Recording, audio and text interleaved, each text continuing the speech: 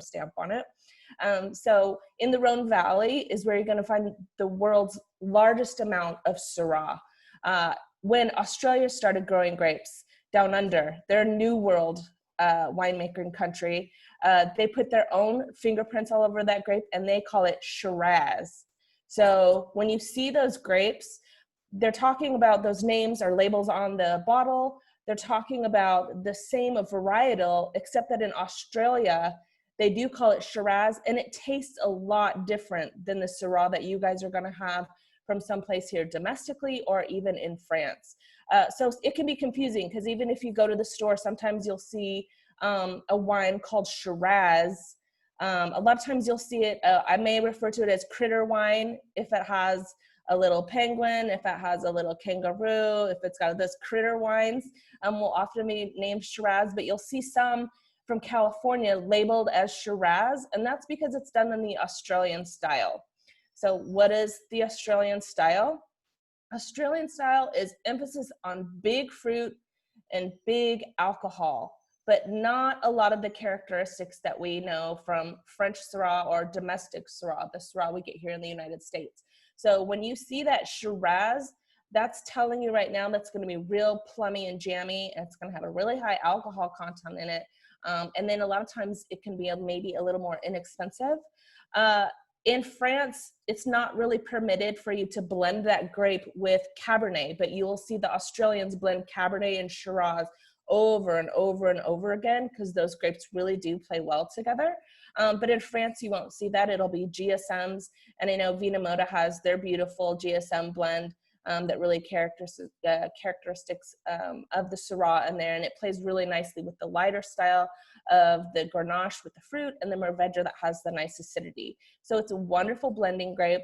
And like I said, France does grow about 1/3 of the world's population of Syrah, but they don't always call it that. So if you're looking for French Syrah, a lot of times those labels are going to say things like Côte Rôtie, Creux Hermitage. It's going to talk about the places in the Rhone that comes from. And unlike Bordeaux, when we talked about Cabernet, Bordeaux's a little further north, and it's sea level. So we're talking about a very, very wide river that cuts into France. But we're talking about the Rhone, we're talking about high elevations. And so a lot of times when we're talking about Syrah, they'll say that Syrah likes a room with a view. It's because it likes places that are a little bit higher up because it is a really bold grape. So I thought I'd throw it over to Dre really quick so she can talk about where the Syrah that they make comes from there in California and some of the characteristics of that landscape. And I'm going to pop in really quick. Sorry, Dre. If anyone has any questions, they can either raise their hand or there's the chat. I'll be keeping an eye on all the chat, and then I'll ask the questions at any time that there's a good little break and stuff. So just wanted to throw that out there. Awesome. Thank you, Jess. So primarily we get our Syrah from 2 vineyards, and they're both in the Sierra foothills. One is the Dalton Ranch vineyard, and we've been getting fruit from them since shortly after they planted their vineyard. So they were planted in the early 2000s by Jim Dalton, and our first Syrah was 2006, 2007, either 2005 Syrah was the first Syrah that we got from Dalton Vineyards, and that is all with the French clone of Syrah. The other vineyard that we also get Syrah from used to be called Canterbury, and now it's called Aloria. It was purchased in 2018 by Robin Sherry Hendricks, and Nate is the consulting winemaker for that winery as well at this point. And they have 2 different clones of Syrah. They have a French clone and they have an Australian clone. So we will sometimes get all French, and sometimes we'll get some French with a little bit of Australian. So even though the clones are from either France or Australia, obviously the way Sheila was talking about the Australian being called Shiraz is going to have certain characteristics. Even though we're getting the Australian clone or the French clone, we make it in our style, in Nate's style. So you're going to find it to be very big and robust. If you're looking at a Northern Rhone Syrah, you're looking at a lighter bodied wine, you're looking at a lighter bodied Syrah, so you're going to pair it differently. Or anything on the coast as well. So if you're looking at like a Washington Syrah or something like that, Mendocino, it's going to be lighter, more acidic. When you look at the difference in the color, like this color, this is our 2017, and that is a very full-bodied Syrah. And so you're going to find big tannins, you're going to find really beautiful fruit, very fruit forward and jammy, but the tannins are always going to be there, very, very present. And yes, we call it our Blackberry Cobbler wine. And whenever it's cold outside, I just want to get a glass of Syrah and curl up with a book and maybe near a fire and then smell it and taste it. And it just reminds me of growing up. My mom didn't bake a lot, but it reminds me of what it would be like if I were just curled up in the winter time with Blackberry Cobbler baking in the background. But those are the two vineyards that we primarily get our Syrah from. And we make quite a bit of Syrah, but then we also use our Syrah for blending. So it almost, actually I think it has always gone into the Venus. It has occasionally gone into the Phoenix. We've made our late harvest out of Syrah, and then our current blend Euphoria has some Syrah in it as well. So we use it for all kinds of different things and lots of blending. And then I have some statistics actually. I don't want to bore everybody with statistics, but I love numbers. And so I have some numbers for our crush for 2019 and 2018, and then the overall crush for California for 2019 and 2018. So I'm going to share that with you a little bit.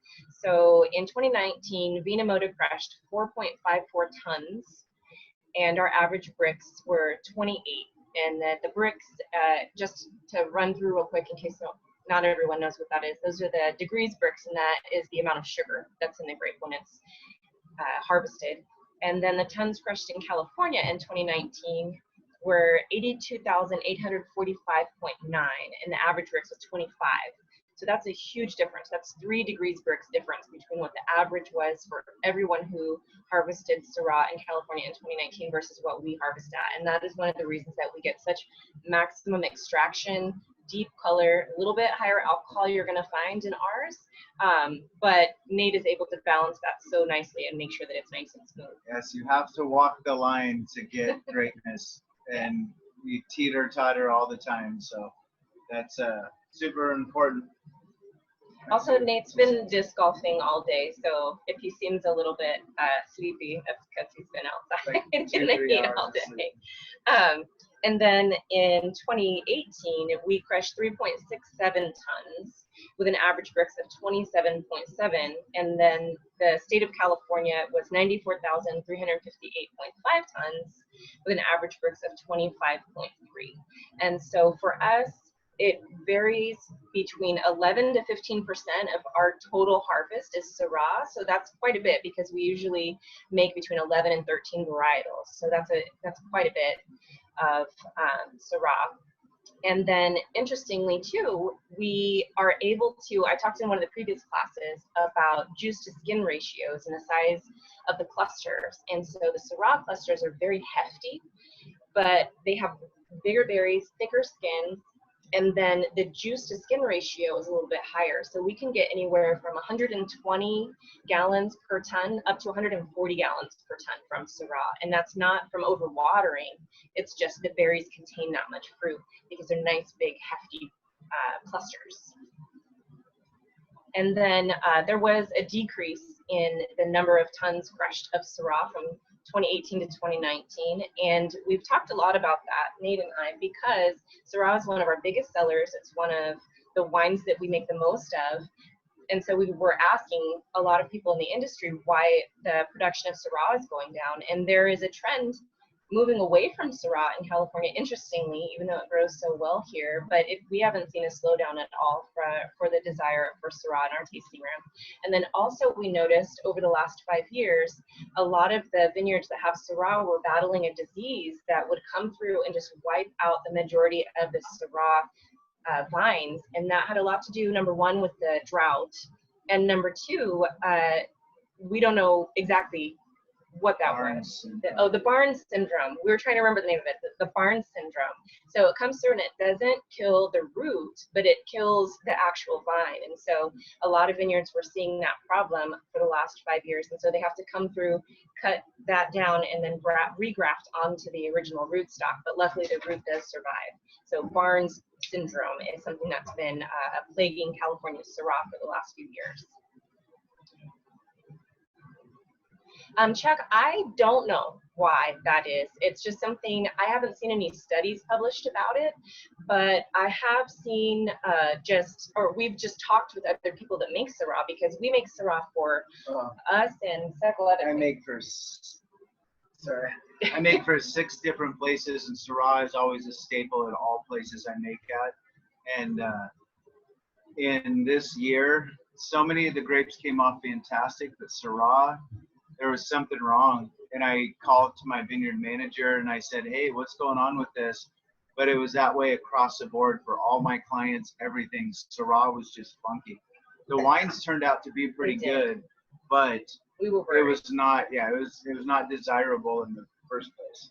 So that might be part of it. If there are winemakers that are taking that fruit that has been a little bit deficient, having the Barnes disease, and then also, this last year, 2019, the Syrah was coming in a lot more acidic. It's always one of our first picks. It is almost always our first red pick, which incidentally also allows us, we don't make Viognier, but Villa Vallecito does, which it allows us to go ahead and do a Rhone fermentation, where if the Syrah and the Viognier are ready to come off around the same time, while we're fermenting the Syrah, we take some Viognier and mix it in there with the fermentation, and it makes a really nice, they call it a Rhone fermentation, right? It's a Rhone field blend fermentation, so it doesn't have a lot of Viognier, but it really adds really nice acids. And then the floral characteristics as well. Yeah. So the Villa Vallecito, I think it was 2012. 2012, we were able to do that, and a couple of other years, if any of you are familiar with the Villa Vallecito Syrah. And so it's interesting that it does ripen so early. And so we don't normally have such high acids, but this last year we definitely had higher acids, and a lot of winemakers were struggling with that. So if a winemaker doesn't know how to combat those issues, then you're going to have a less than desirable Syrah, or it's going to be a Syrah that isn't what you're used to, and so maybe that just turns people away from it. And then also with doing the co-fermentation of Viognier into Syrah, it's funny because Viognier is a white wine. You wouldn't think that you have that much potency and potential in a white wine and in the skins.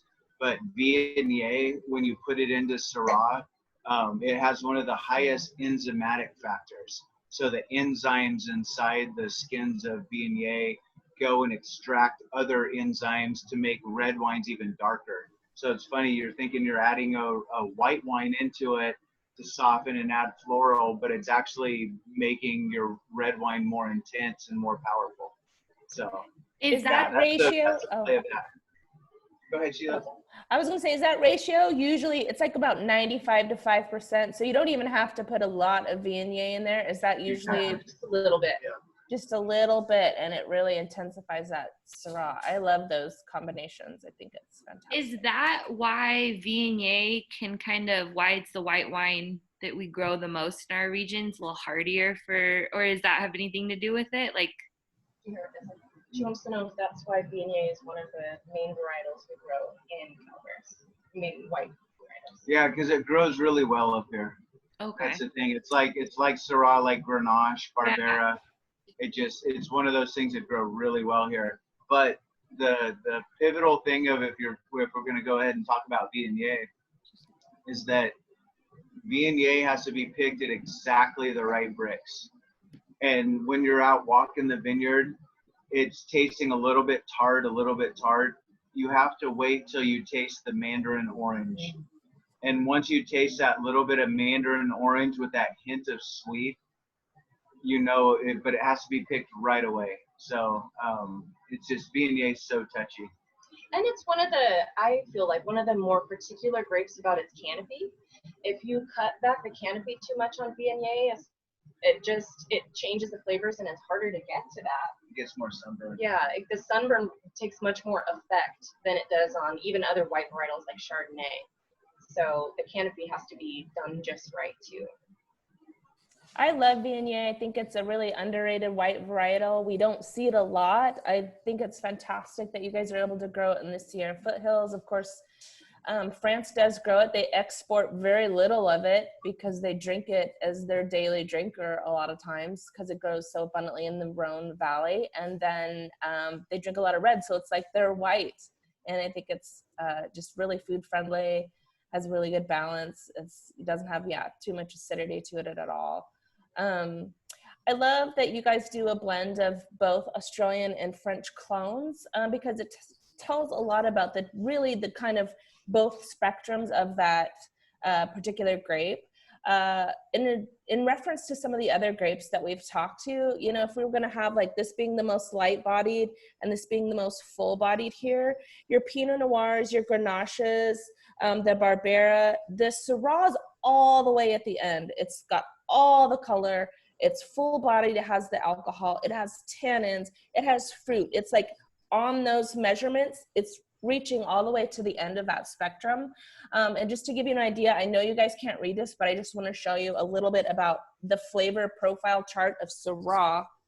And if you can see how many indicators are on there, that's a lot. There's about 40 to 45 different flavor indicators on the Syrah flavor wheel versus like your Barberas or Pinots that might have 20 to 25. So we're talking about complexity and lots of diversity when it comes to Syrah as well. Cold climate versus warm climate. And it looks like you guys have a good marriage of both of those. I did want to add a little bit about the continuity of Syrah and where those sales are going. I can't speak for every place else, but I know that Washington, like domestically, Washington has planted a lot of Syrah. So I think they just are maybe saturating the market a little bit because they've got the space. I don't know. I'd love to hear what Dre and Nate have to say about that, but I know that they've really embraced that grape because they're trying to kind of duplicate on a cheaper scale those beautiful collectible Côte Rôtie, Creux Hermitage style wines of France. But just like Oregon stole the Burgundy's thunder in France, I think Washington's trying to do the same thing with Syrah. So I know that they're planting a lot of Syrah up in Washington, and that might be why California is feeling a little pushed out of the market or just having trouble growing it. I don't know. But I know that those Washington Syrahs I seem to see them everywhere all of a sudden in the last 5 or 6 years. That's interesting to know. Thank you, because I just have mainly data from California. Those are the reports that I get. People that I know they're increasing that production there because they can do it very well, and it does mimic, like I said, the way Oregon kind of swooped in and started planting lots of Pinot Noir and competing with these French Burgundies. I think Washington is trying. I mean, they can try all they want to create these beautiful wines of France as well, because they have a finite amount of space in the Rhone. They're not going to have more acreage in Rhone Valley ever. They're only going to be able to grow as many grapes as they already have now. So it's kind of a wide open market for somebody to try to create those same flavor profiles at all. We talked a little bit too about that warm climate, cold climate, and I'll just throw my little chart back at you just so you can understand what we're really talking about Washington. Cold climate, we have higher acidity, tend to have lower alcohol, not as extracted. Warm climates, big fruit, higher alcohol, more pronounced tannins. So being able to blend those is going to give you lots of complexity in there. Things that you don't see in a lot of other grapes like cedar box, tobacco, minerality, graphite. Those are real wonderful characteristics that you'll get out of a really well-grown Syrah, especially if you're doing a nice blend.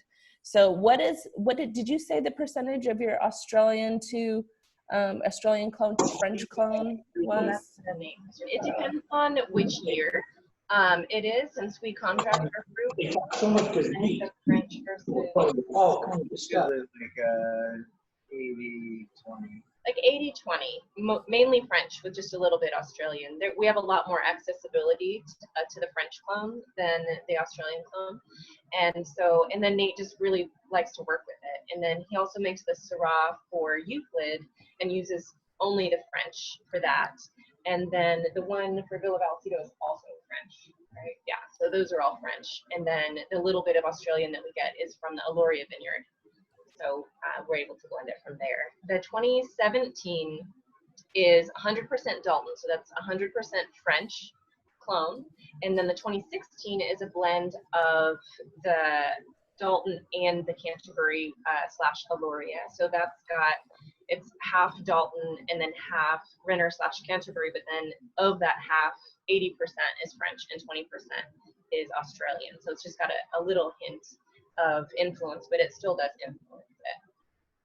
Oh, and then just add, yes, Euclid is the private label of Mike Farmer, which is Nate's mentor, and he was the winemaker Opus 1 for 32 years, and he retired a few years ago to pursue making wine with his son Lucas, and together they have the private label of Euclid, which is their shared middle name, and then Nate makes their Syrah program. So Mike makes all of the Mike and Lucas make all of the Cabernet and Merlot, and then we make the Syrah at our facility, do a custom crush for them, and then we put it in barrel, and then send it down to them. And so Mike has been so instrumental in Nate's wine knowledge and really his evolution as a winemaker. And so it's wonderful to get to work with Mike, but then also so interesting, especially for me as I've learned to do more of the chemistry and the formulas and stuff.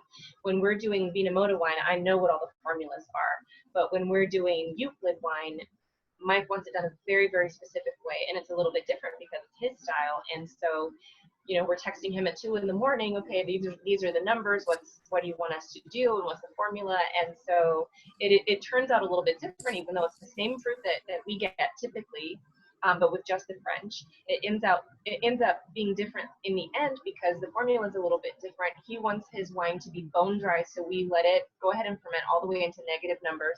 So even if we harvest on the same day, we press ours earlier most of the time, and then we go ahead and let his ferment all the way down into bone dry numbers. So, and then we press it, and so they end up tasting very different, even though they're made from the same vineyard, harvested on the same day. And then we use usually different yeast as well for that. And then once we've pressed it off and put it into barrel, then we take it down to Mike, and he does all the lab work on it, and then we wait for the thumbs up. And so far we've gotten all thumbs up. Thumbs up. Thumbs up. Yeah. And then for Villa Vallecito as well, what Nate does with each of his clients is sits down with them when they are first kind of going into wanting to have him make their wine. He sits down with them and talks to them about the wine that they most love. And for Villa Vallecito, G's husband Alan, his favorite wine is Syrah. He really doesn't care to drink anything else. And so when we make their Syrah, we are absolutely 100% making it the way Alan wants to drink it. And so that's been through years of drinking wine with Alan and making sure that we make it the way that he likes it. And that's why when you go to Villa Vallecito, that is going to be a big old tannic, just massive Syrah, and primarily American oak on theirs, yeah. Whereas we do a blend of both American and French oak on ours, and so it's going to be a little bit softer and smoother. Were there any other questions, Jess? I saw Chuck's, but I didn't. No, okay. Okay, and then I just 2 quick bits of Syrah. Something that I really love of Syrah is that it plays well with others. So sometimes you think of like the bratty kid on the playground, do they play well with others? But this one, it really does. It goes into Grenache, it goes into so many things.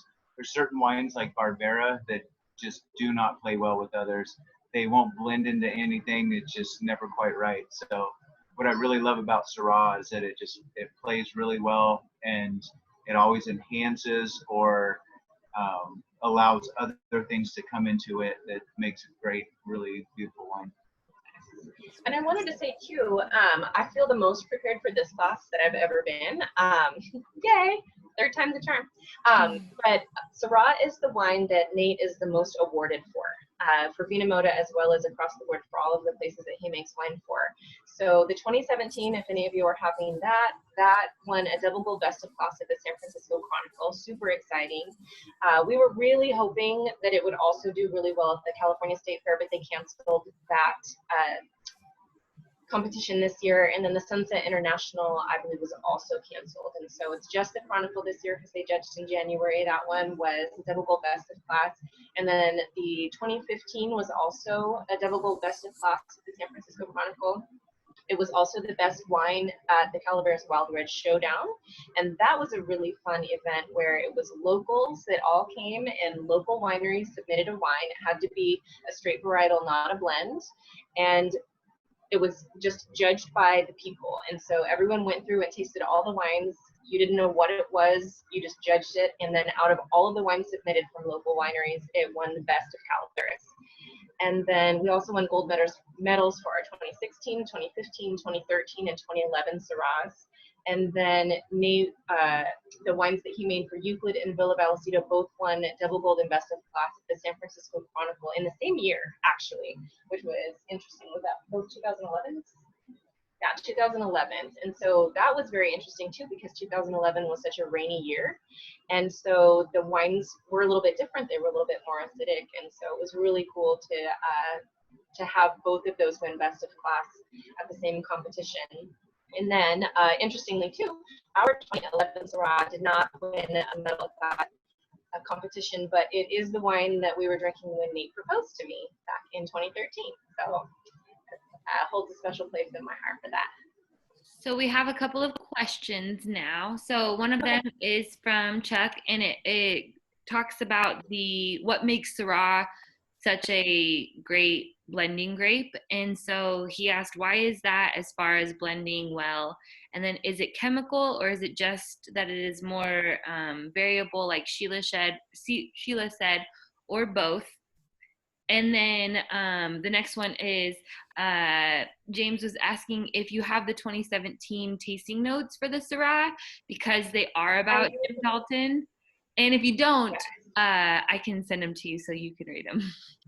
I do have them actually. So it's on my to-do list, James and Monica, to send out the tasting notes to everyone that came to Decade of Decadence. And I just haven't gotten around to it, so I do apologize. But no, I did write the 2017 tasting notes back in February. It was our last event that we were able to have. We did a Decade of Decadence, and we took some of our best of class winners. All the wines that we poured that night were best of class winners, but we didn't pour everyone that was ever won, because that would just take all night, which is an awesome thing to be able to say. But we had just won best of class at the San Francisco Chronicle for our 2017 Syrah. And so at these dinners, as we're tasting through the wines, I usually get up and read the tasting notes. And so I hadn't written the ones for the 2017 yet, because we hadn't even released it. And so instead of writing the notes before the event, I had the idea to go ahead and let everyone at the event taste the wine, and then we discussed what the notes should be about. So instead of just saying what you're going to smell and taste in our tasting notes, we want you to smell and taste what you smell and taste, and then discuss it. And so we don't write the same kind of tasting notes that most other people do. We usually write a story about the wine. And so what we decided at that event was that we needed to write the 2017 tasting notes about Jim Dalton. And he was the man who planted the vineyard. And he was from Ireland. He was an immigrant. He was a very hardworking man. Nate would go sit with him on the porch. And when Jim Dalton passed away, he was buried right near the Syrah part of the vineyard under a big oak tree, and Nate was one of his pallbearers. And so that vineyard really holds a very, very special place in our hearts, especially Nate's. And so the 2017 being 100% Dalton Syrah, and a lot of times the Syrah has more of a feminine, like a very strong but feminine kind of characteristic to it. But this was a masculine Syrah. It was just very big. And so we decided to write the notes about Jim Dalton. And so here are the notes. This 2017 Syrah, Dalton Vineyards, Best of Class Double Gold at the 2020 San Francisco Chronicle Wine Competition. And here are the notes. More often than not, you could find Jim Dalton on his porch, enjoying the evening breeze with a beer in one hand and a cigar in the other, just taking in the view and cherishing the simple pleasures of life. He loved the solitude of those times, but if you happened by, he'd offer up a cold one, and his weathered face would break into a roguish grin as he told tales of the old days. Digging ditches as a boy in Ireland, moving earth beneath the golden California sun, following his dreams and planting a vineyard that would one day become his legacy. And finally, petting his dog as the sun set over the vines, saying, "Isn't this the life, old boy? It sure is something fine." And so Deirdre Dalton, which is Jim's daughter, is the person that runs the vineyard now. Of course, she has vineyard manager Steve Collin that runs that for her, and she lives most of the time in Colorado, but she comes back and visits, and we've gotten to know her really well. And so I sent those to her to make sure I got her approval as well, and she says I captured him. So those are the 2017. Fantastic. Yeah. I know have the some 26 people have multiple, like somebody picked up a vertical today. Is that accurate? Were you guys saying? Oh yeah, Somebody has a Samuel whole... and Michael, right? Yes. I think Syrah is one of the perfect grapes to do that with. I think it's even more fun than Cabernet, because Cabernet, I think you have to wait a lot longer to get a payoff on those bottles. We talked a little bit in the previous class about wines that age well. Syrah is fantastic for aging. So if you find one that you really like, you can stock up on it and know that it's going to continue to do well. But Syrah will last 10 years in the bottle easily.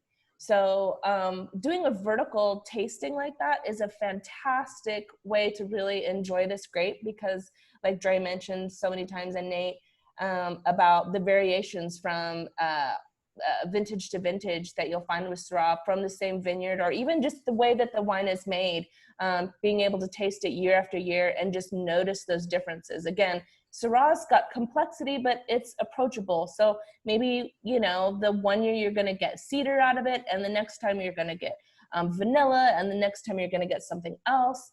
I mean, just really over delivers as far as different flavor profiles. And as for, you know, wine nerds, it's always really exciting to taste something multiple times and get something a little different out of it each time. So Syrah is definitely one of those grapes I would put up there on high ageability and things that you want to put in your cellar.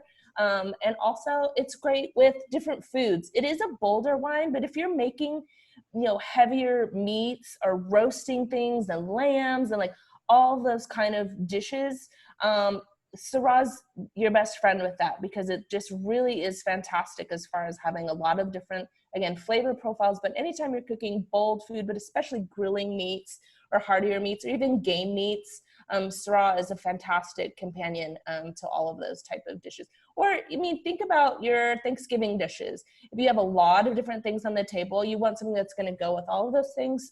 Syrah does really well when it comes to pairing and going with different foods.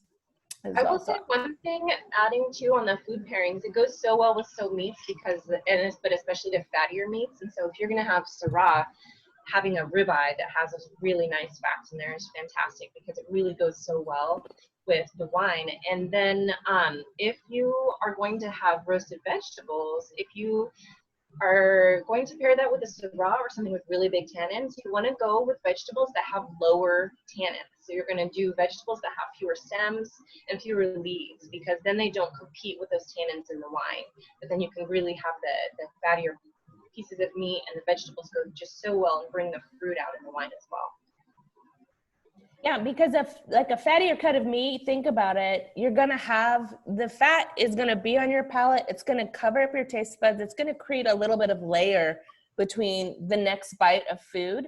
But something that has tannins like Syrah or Cabernet, it literally slices right through that fat layer so that you keep tasting your wine. If you had something that was maybe a little flabby or didn't have enough tannins, that heavy, rich kind of fatness from that meat could cover up your taste buds, and then you're not tasting your wine as you're enjoying your wine as you're having your meal. So that's why high tannin wines go great with, like, yeah, prime rib, all of those things that we kind of think of as richer meats in there. But I love it as a food wine, a decadent food wine, like a spoil yourself, treat yourself type wine.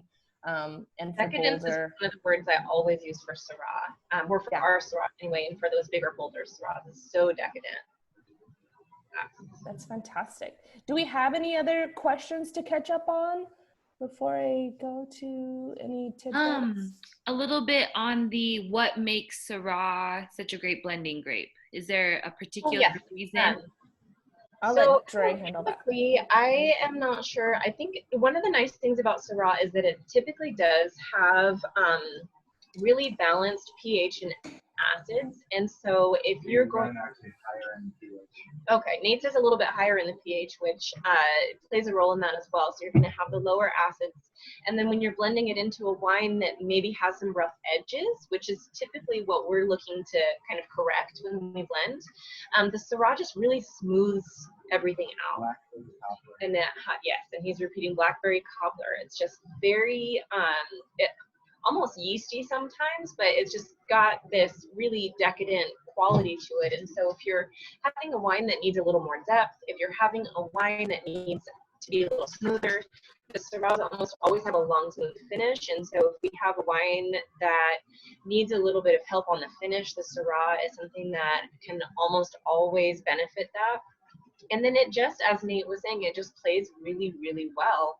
It has a really malleable flavor profile. And so if we blend it into a wine, it's not going to overwhelm that wine. It's going to complement it. And that's the greatest thing about Syrah, is that it just complements other wines so well rather than overtaking them. So like he was saying about Barbera, if we try to blend even a small amount of Barbera into another wine, that Barbera kind of takes over. And then all you can taste, or all that we can taste when we're trying to blend with that, is the Barbera. Or something like Cabernet. If you blend even a small amount of Cab into another wine, you're going to detect those Cab qualities. Whereas Syrah just really accentuates the fruit, the beautiful nose, and the nose, again, also is one of the greatest characteristics to it. But if we blend it into, say, a Grenache that just doesn't have a whole lot going on in the nose, we can blend it into that, but it's not going to overwhelm the Grenache. It's just going to enhance the natural qualities that the Grenache already has and bring those forth instead of overwhelming it and taking over.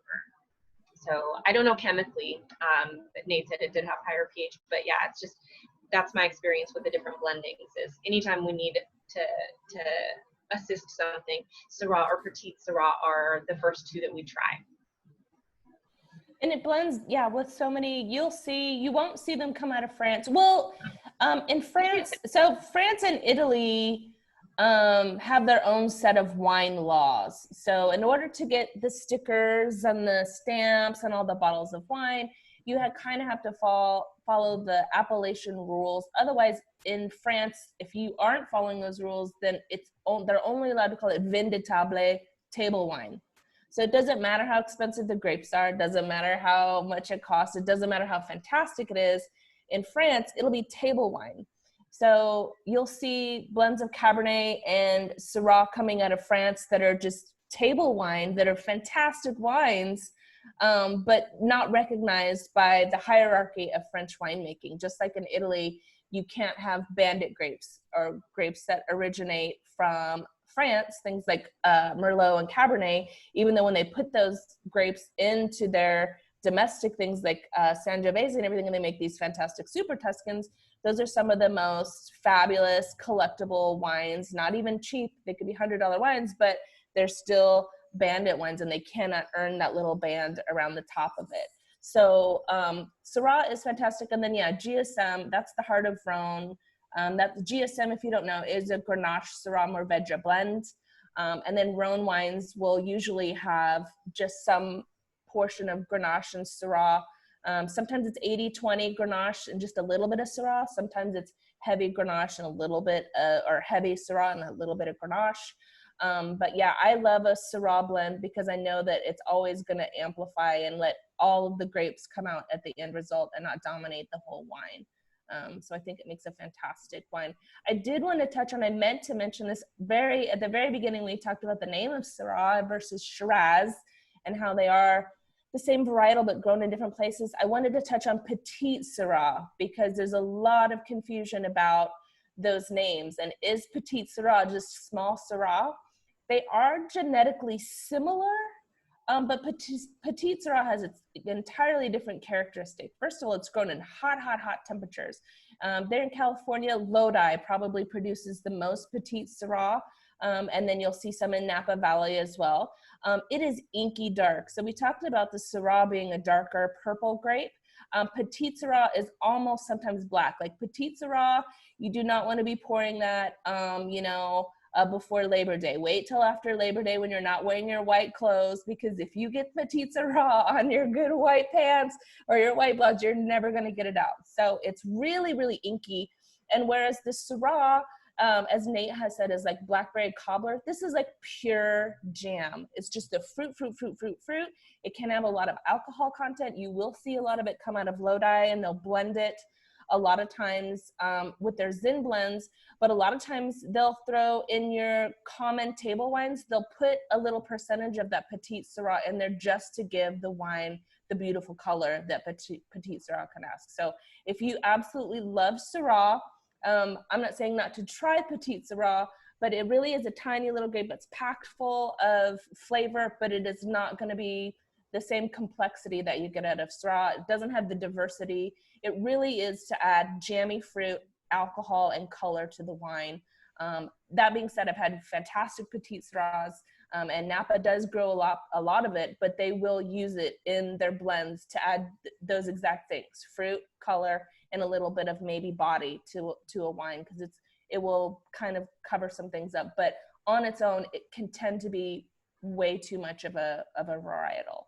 So Petite Syrah, not the same, but a good grape in its own right, but not as abundant and versatile as Syrah at all. So if you haven't had a Petite Syrah, you should have one, but be prepared because it's got a lot of fruit on it. So yeah.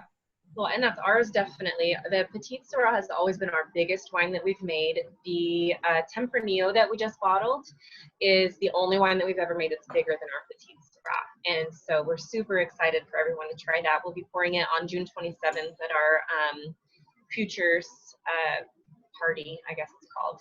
And we mentioned that in the last class too. We have the event on June 27th. Originally, we were going to have it from 6 to 9:30, depending on where we're at on the phases of opening.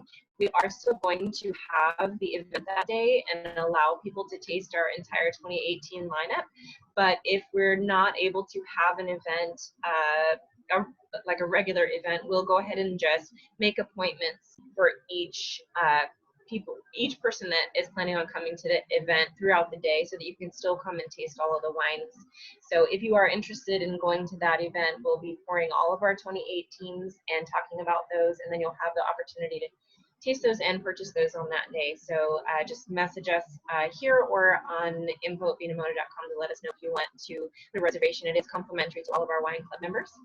And so we'll just kind of keep you posted on that as to whether it'll still be everyone in the evening or broken up throughout the day.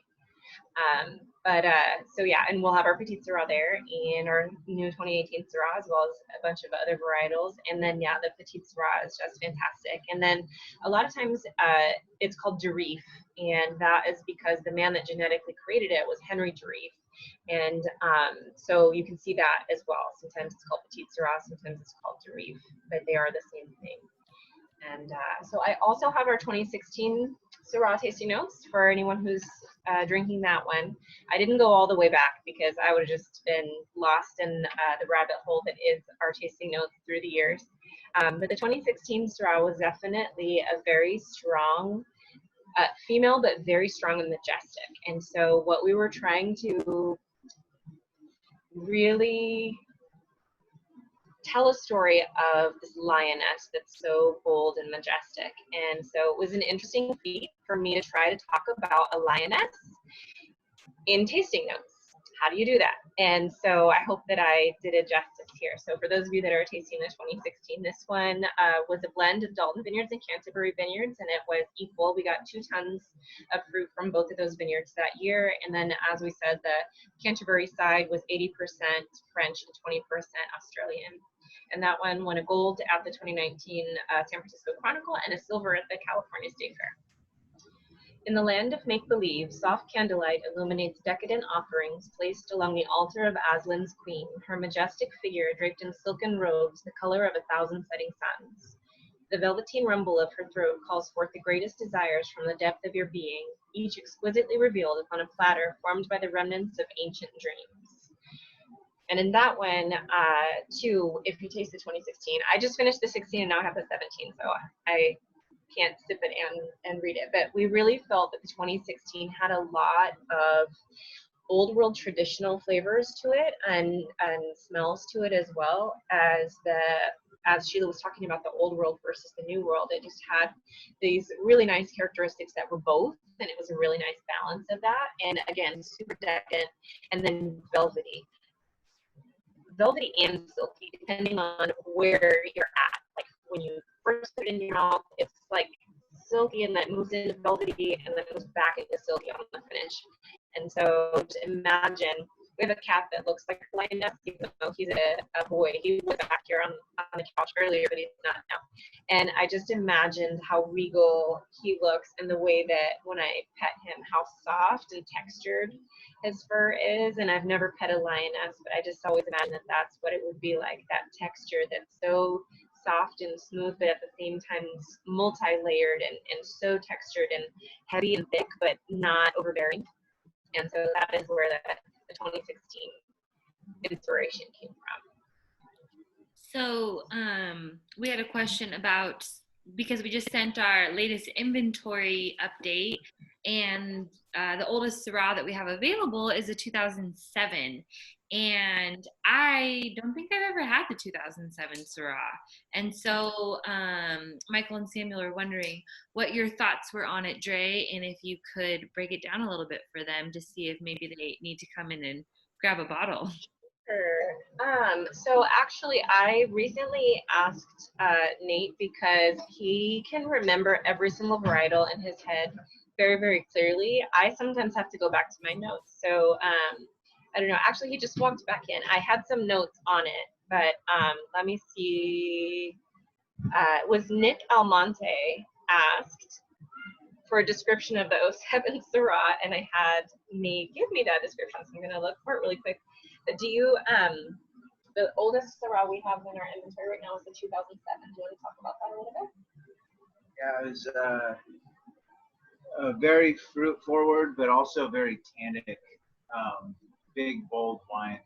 But being a 2007, it should be extremely softened at this point. And so I would say a little Blackberry Cobbler with that one. 2007, wasn't that a great growing year or harvest year overall for California? Like typically, I know that all the 2007 cabs, people were gobbling them up because it was such a fantastic grow year. So I don't know about the Sierra foothills, but I know in other areas of California, like people, like the worst winemaker was making good wine in 2007 because the Mother Nature did a lot of the work.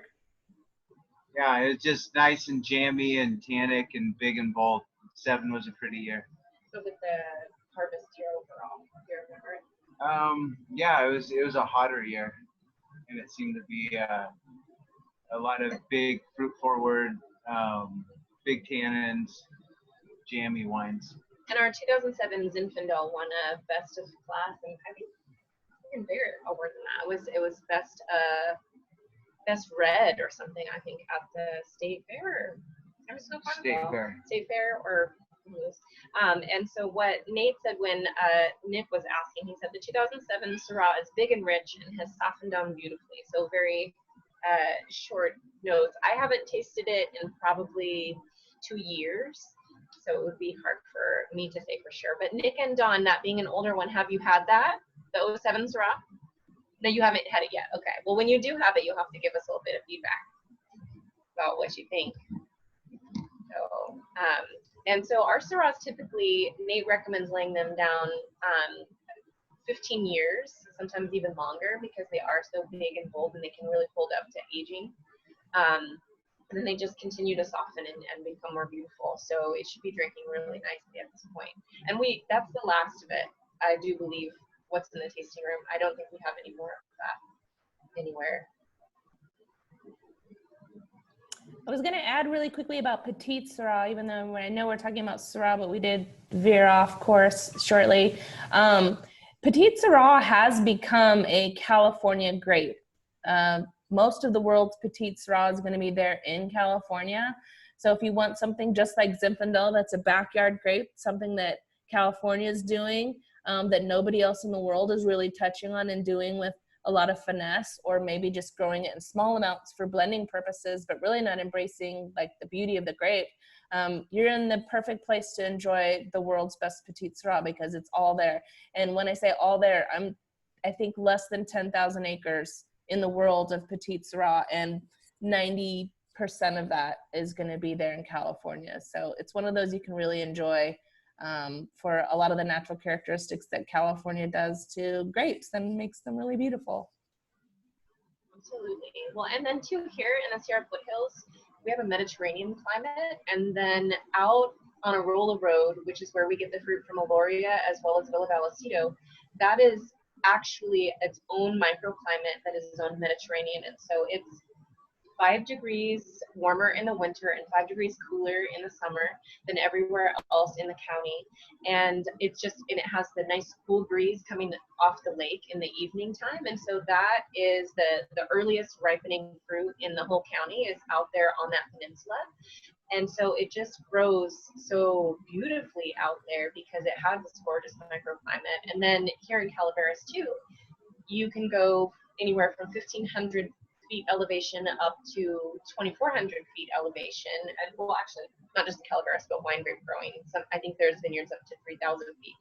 But there's such a different influence of the growing environment. And so depending on where the fruit is growing, it has these different influences. So we talked last time on the Barbera class about our Petite Syrah and Barbera that are being grown by Jordan Oaks, which is right on Highway 4, right next to where we live on Appaloosa. But it's this little pocket that is cooler than everywhere else around it. And so that Petite Syrah ripens really, really, really slowly, and it's our absolute last pick versus Syrah, which is our first red pick of the year. And so they just ripen a little bit differently and grow a little bit differently, and especially depending on where they're being grown. Oh, and Sheila says Petite Syrah and Syrah are higher in antioxidants because of how extracted they are, so drink up. I type it so I wouldn't forget because it just popped into my head. One of those little tidbits. Not that I don't get to talk about Petite Syrah very often, and I was prepping for Syrah, but it does have a lot of antioxidants, and so does Syrah. Typically, the more extracted and dense it is, the more antioxidants you're going to get out of the grape. So, drink up for your health. Yes. Well, and that's one of Nate's signature styles of his winemaking is maximum extraction. So that's why we pick our fruit a little bit later than a lot of other people. Our bricks are going to be higher. Our alcohol is probably going to end up being a little bit higher than some other people's. The 2016 is at 14.8. And the 2017 is at 14.7. So, I mean, we have wines over 15%, like our Barbera is usually about 15 to 15.1. So it's a little bit less alcohol than that. But it's maximum extraction and just so dense but approachable. Oh, and then I wanted to talk to you about our production. I said earlier how many tons we crushed, but then I also came up with some numbers of how many cases we bottled. So the 2017 Syrah, we bottled 189 cases, and that was 11% of our total production. When we bottled the 2017s, we bottled 1,754 cases, which is the most wine we've ever bottled under our label. Well, since the early days. And then the 2016, we bottled 321 cases. So that's probably the most Syrah that we've ever produced. And that was 20% of our overall production. And that was 1,641 cases when we bottled the 16 vintage. And so obviously Syrah is one of our biggest wines that we make, or the wines that we make the most of and bottle the most of, even though we do use it for blending as well.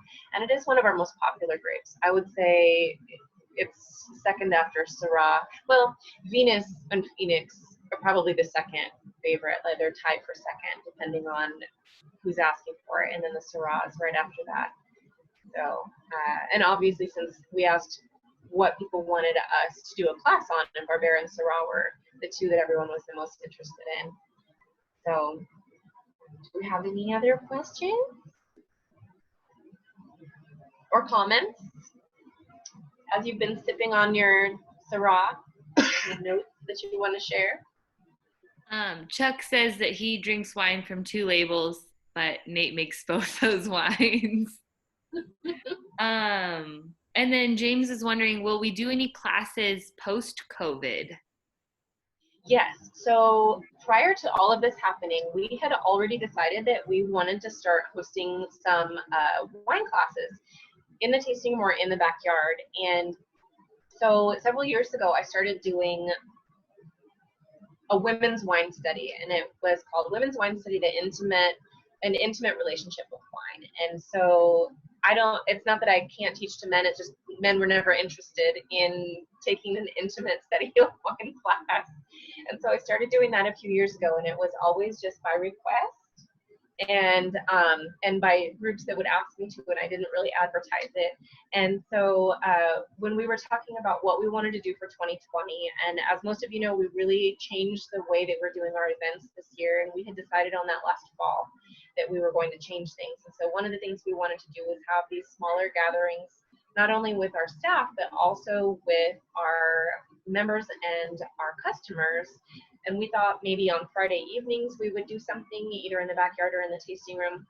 And then when this all happened, we were like, okay, well, this is the perfect segue into doing that. And so we would like to do some in-person classes and schedule those. But then too, like, why wouldn't we continue to do something like this where people don't have to come all the way to Murphy's and don't have to be here if they're able to taste the wine at home. And then plus it gives me a wonderful opportunity to work with my sister who lives very far away. So this is the first time this series is the first time we've ever collaborated on our wine knowledge. And so I would absolutely love to continue doing that. And as long as people aren't completely and utterly sick of Zoom by the end of all of this sheltering in place and just don't want to do it anymore, then I would love to keep doing it both on Zoom and doing some small classes in person at the tasting room or in the backyard. We could also do, I know Zoom now is convenient for everyone, but there's the opportunity to do like Facebook Live and some other things where everyone doesn't have to feel like they have to dress up from the waist up, and they can just be participants there, although it's lovely to interact with you. But I think we've got lots of options, but I'm very excited that I got to be a part of this during this time, because, you know, who knows what would have happened if it wasn't this situation. So thank you all for including me. Of being able, this is how we're gathering now, and we're able to talk about the wine and drink the wine, and then none of us have to worry about getting a hotel or driving later or anything like that. So yeah, it's really pushed us to think a little bit outside the box. We had decided that we wanted to connect with people on a more intimate level in this next year and the next phase of our business. It was something that we decided is very, very important to us. And then when all this happened, we were like, oh no, we're not going to be able to do that. And so being able to connect in this way really has allowed us to have the experience that we wanted. And then hopefully going forward, we can continue to do that. And then Jess had already started doing more programming on our Instagram and Facebook and social media. And then if you haven't checked it out yet, we do have a YouTube channel. I think we have like only 3 videos up at this point. And then Nate has done a couple of story times where he's told a couple stories from his past. And then, oh, Jess, you're muted. You're saying something. No, we're just talking about the other day. So Nate and Dre were featured. If you're on social media, obviously make sure you follow Vina Moda. But Calaveras, the CWA, which is the Calaveras Wine Grape Alliance, it's a group in town, and it kind of connects all the wineries that are a part of it. And they've been doing a history of Calaveras wine, and Nate and Dre were featured on that. They did the interview last Wednesday, and then the video was posted this last Saturday. And so we'll include that in the next email we send. The link for that will be in there. But after doing that, we were kind of like, well, we were already talking about doing, because that featured other wineries too. And so we're going to do the history of Vina Moda and kind of talk about that, and include more of Nate's stories, and include all of our stories of how we ended up here, and short snippets. We're not going to do like an hour-long documentary. We're just going to do some little interviews with each other to share with you. I know that we tried to upload the cab class to YouTube, and it just kept timing out and not uploading, because we really wanted to be able to share these. The Barbera, we forgot to record. And then Jess, are you recording this one? I am. It says so recording. Upload this one to YouTube as well. Hope everybody's happy with how they look today. I need to, so during pandemic time, I've been going through my favorite wines. Like, why not drink them now? What am I saving them for? We don't have anywhere else to go. So I've been going through a bunch of my wines, and I did have 1 or 2 wines with the cork that did not hold up. And so the next time I have one of those, I'll make a little video or something so you can see what happens when the cork doesn't do its job. Because unfortunately with corks, they do fail. And that's what I think is fantastic, because if I've got a Stelvin or stainless steel, however you want to call it, enclosure, I never have to worry about that. And so I just had a couple of wines. There you go. Yeah. Stelvin, fantastic. But the cork, it's always a little hold your breath moment and be like, okay, let's see how this goes. And then like every once in a while, one of them comes out of there and you're like, man, and maybe it wasn't the way I stored it. Maybe it was the way somebody else stored it, or maybe it's just, you know, the fail rate of cork. But just talking about other classes, I need to, the next time that happens, just make a real quick video so you guys can see what happens when the cork doesn't do its job. Absolutely. And then too, we wanted Sheila to do, she has done this in her job before, where she's done a wine for beer drinkers class. And so people who love beer but haven't really moved into wine yet, she does a class that teaches people about, well, if you like this type of beer, these are the notes that has, and these are wines that have those similar notes. And so we weren't sure whether we wanted to do that as a class or whether it would just be like a YouTube informative video. And so that would be some great feedback from all of you since you're here right now. Would you rather have that be an interactive class, or would you rather just see a video of her recommendations of, if you like this beer, then this is a wine that would be good for you? A class, okay. We can do that.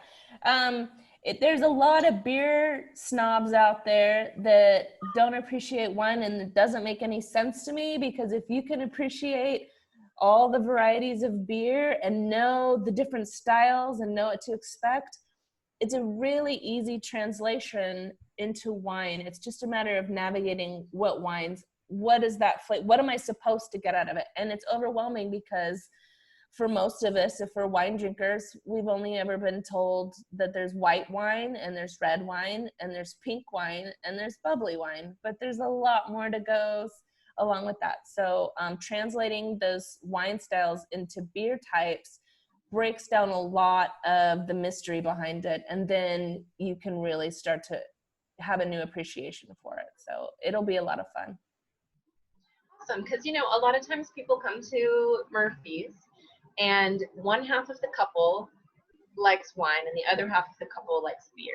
And so they'll bring friends and then they'll split up, and then they'll go to different areas, different places, which is fine. But then too, it would be so great to be able to go, oh, okay, well, maybe you could do this together, either the wine or the beer, because maybe also too, like, hey, if you like this wine, here's a beer that you should try, because it kind of goes back and forth in that way. Yep. There's too many choices, right? Because the chance that you're going to make a poor choice if you don't know how to navigate is really high. But if you just have a little bit of information, it's really easy to make a good choice for yourself and what you're probably going to like. Awesome. Okay, so I think overwhelmingly the vibe is that it needs to be a class, not just a YouTube video. So when we do the YouTube videos, Jess, I said do.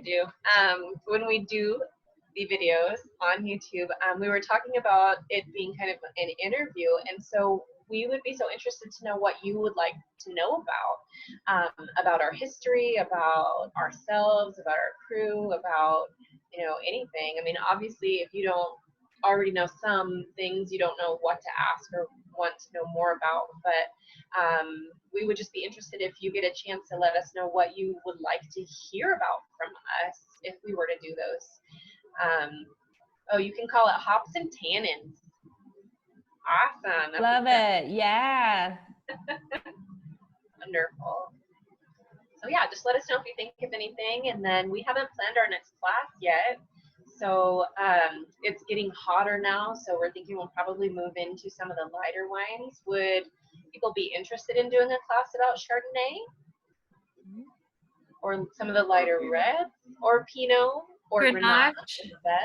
Oh, chillable reds. You can chill some reds. I know that sounds like blasphemy, but the truth is, the fridge of a Grenache is awesome. Chillable red is a thing. So I'm not talking about putting ice cubes in it, but just knowing which one of your wines you can drink colder than you would in the cooler months. But don't be afraid to do that, because I mean, it's all about what your palate likes, but a lot of times just chilling a red will bring all that fruit out and lowers the alcohol feeling and the stuff that, like I said, I think we talked about Santa Claus cheeks before, and we don't want to feel Santa Claus cheeks in July, right? We want to be relaxed and loosey-goosey like we are in the fall time. So we can even talk about chillable reds too, summertime. Grilling wines. Another great one, rosé, especially as rosé has made a comeback in the last couple of years. And I think our rosé is so different and unique and worth talking about. Yeah. Rosé is an endless category because there's so many different ways to make the rosé. There's so many, you can make it from any red grape you want. Yeah, that's a fun one. Okay, so our next tool will be rosé and Grenache. That's perfect. Thank you, everyone, for your feedback. Thank you guys so much for having me. This has been a blast. It makes me homesick for California a little bit, but it's great to see all of you guys week after week. Good to see you, Sheila. Good to see you, Nate.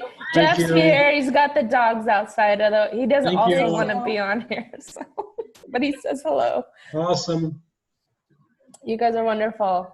Thank you. Thank you.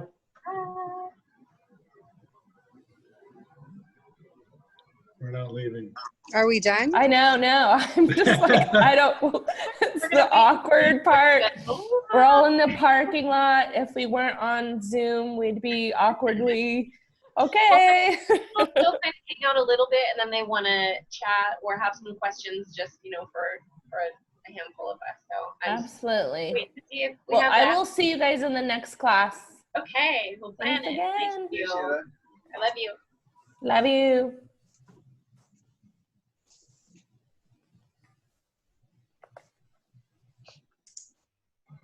You're muted, Jeff.